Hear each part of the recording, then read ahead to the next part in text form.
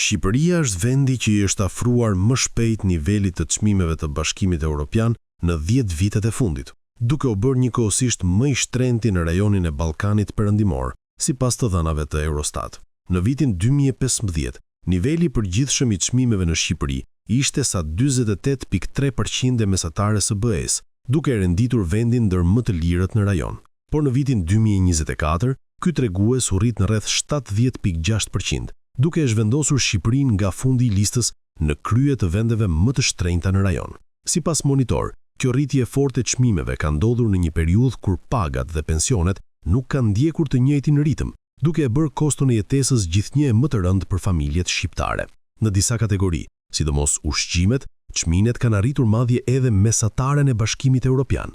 Ndërkohë, vendet e tjera të rajonit kanë pasur rritje më të ngadaltë të çmimeve, duke mbetur më të lira se Shqipëria. Serbia dhe Mali i Zi ndjekin një trend rritës, por më të moderuar, ndërsa Bosnia dhe Maqedonia e Veriut mbeten ndër më të lirat në Ballkan. Diferenca e çmimeve ka sjellë edhe sjellje të reja konsumatore, ku shumë qytetarë shqiptar blejnë karburant, ushqime apo produkte të tjera bazë në vendet fqinje për të kursyer. Në përgjithësi, të dhënat tregojnë një europianizim të shpejtë të çmimeve në Shqipëri që nuk është shoqëruar me rritje të ngjashme të ardhurave, duke rritur ndjeshëm presionin mbi buxhetet familjare.